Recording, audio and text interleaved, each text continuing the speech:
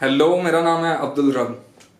पाकिस्तान में economy, education, health, foreign affairs सब department इस तरह तबाह हो चुके हैं कि अब शायद कोई कम्पिटेंट और ऑनेस्ट आदमी भी आए तो उसको इन चीज़ों को ठीक करने में इतना वक्त लगे कि शायद बहुत देर हो जाए। अब ये जो हालात हमें नज़र आ रहे हैं, इससे एक चीज़ वाज़ेह है कि हमारे सियासतदान बिल्कुल इनकम्पिटेंट हैं। चूँकि इन सब डिपार्टमेंट्स को हेड उन्होंने करना होता है वजारतों के ज़रिए, वही इसकी पॉलिसी भी बनाने के ज़िम्मेदार होते हैं, वही लेजिस्लेशन के ज़िम्मेदार भी होते हैं ऐवानों के ज़रिए। अब मैं आपके सामने एक सवाल रखूँगा कि हमारे सियासतदानों के जिस प्रोसेस से वो गुजर के आते हैं, इलेक्टोरल प्रोसेस, क्या उसमें ये चीज़ चेक भी होती है, एग्जामिन भी होती है कि उनके अंदर कॉम्पिटेंस कितनी है या ऑनेस्टी कितनी है। मैं आपके सामने पहले कुछ मिसालें रखूँगा। मैं आपसे ये कहूँगा कि कोई भी शख्स, मर्द या औरत, जहाँ भी वो जिस भी डेजिग्नेशन पे है, पब्लिक सेक्टर में या प्राइवेट सेक्टर में, उसमें अगर आपने ये गैस करना है कि उसमें कौन सी ट्रेड्स लाजमी होंगी, तो आपको वो प्रोसेस चेक करना चाहिए जिसके थ्रू वो आ रहा है। अब मैं अगर एक डॉक्टर की मिसाल लूँ तो मैं ये श्योरिटी से कह सकूँगा कि जी जो डॉक्टर है उसको मेडिसिन का बेसिक नॉलेज ज़रूर होगा। अगर पुलिसमैन है, मैं कहूँगा कि वो डिसेबल्ड नहीं होगा, फिजिकली फिट होगा।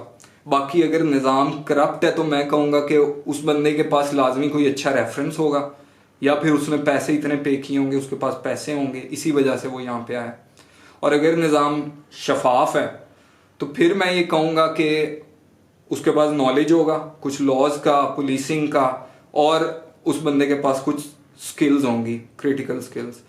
इसी तरह अगर हम सियासतदानों की बात ले लें, उनकी मिसाल ले लें, तो एक सियासतदान में आप क्या समझते हैं कौन सी ट्रेड्स लाजमी तौर पे पाई जाएंगी? आप गैस कीजिए। पाकिस्तान बनने से अब तक सब सियासतदानों के अंदर वही ट्रेड्स हैं, छोटे से लेके बड़े तक, बड़े में बहुत ज़्यादा, छोटे में उससे कम। जो छोटे सियासतदान हैं और जो सबसे ऊपर प्राइम मिनिस्टर के लेवल पे हैं, सब में ये ट्रेड्स ज़रूर पाई जाएंगी कि वो वोटर्स के साथ ऐसे वादे कर सकेंगे बड़े बड़े, जो कि ज़ाहरी तौर पे उन्होंने पूरे नहीं करना है। उसके अलावा वो सेंटर्स ऑफ पावर के साथ जो यहाँ पे एस्टेब्लिशमेंट है या जो भी हैं, उनके साथ डील बहुत अच्छे तरीके से कर सकते हैं, उनको खुश कर सकते हैं। और तीसरा, वो लोग जो इकोनॉमी कंट्रोल कर रहे हैं पाकिस्तान की, जिनके पास पैसे हैं, उनके साथ इन लोगों के रेफरेंसेस बहुत अच्छे होंगे। अब जिसके अंदर ये तीनों चीज़ें हायर डिग्री में पाई जाएंगी, वो बंदा उतने ही ऊपर जाएगा, और जिसमें कम होंगी वो किसी प्रोविंशियल असेंबली का मेंबर होगा या नेशनल असेंबली का मेंबर हो जाएगा। तो अगर आप देख लें पाकिस्तान बनने से अब तक, तो जितने भी चीफ मिनिस्टर्स आए हैं हमारे प्रोविंसेस के ऊपर, जितने भी प्राइम मिनिस्टर्स आए हैं, उन सब में ये क्वालिटी ज़रूर पाई जाएंगी कि वो वोटर्स के साथ बहुत बड़े बड़े वादे करेंगे जो कि शायद ही कभी थोड़े बहुत किसी ने पूरे किए हों। उसके अलावा वो सेंटर्स ऑफ पावर के साथ बहुत अच्छी डील कर सकेंगे। और उसके अलावा जो हमारी इकोनॉमी कंट्रोल कर रहे हैं, जैसे कि रियल एस्टेट टाइकून्स हैं, प्रॉपर्टी टाइकून्स, जैसे शुगर माफिया या वीट माफिया, उनके साथ उनके बड़े अच्छे रेफरेंसेस होंगे। तो जिस प्रोसेस के थ्रू हमारे पॉलिटिशियंस आ रहे हैं, वो प्रोसेस कहीं पे भी उनकी ऑनेस्टी और कॉम्पिटेंस चेक ही नहीं कर रहा।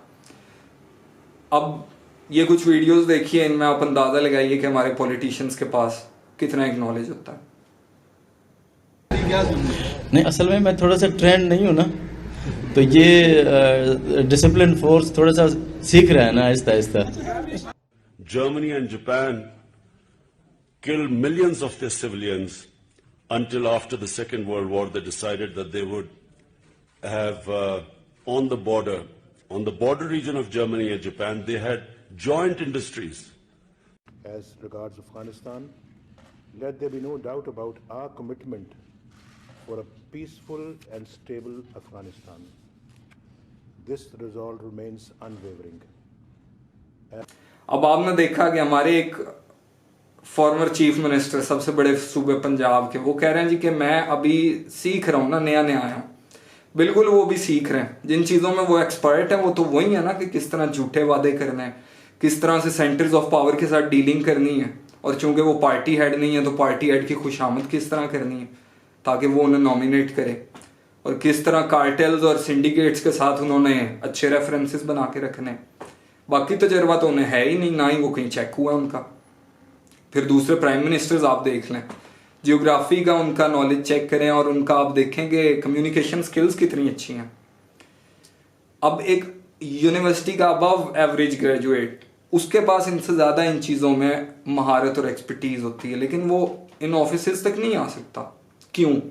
क्योंकि उसमें वो ट्रेड्स नहीं है, ना वो इतने झूठे वादे कर सकता है इतने बड़े पैमाने पर लोगों के साथ, ना वो सेंटर्स ऑफ पावर के करीब होता है इतना, और ना ही वो ये जो हमारे पैसा चला रहे हैं पाकिस्तान में, ना वो उनके करीब होता है, तो वो कभी भी नहीं आ सकता।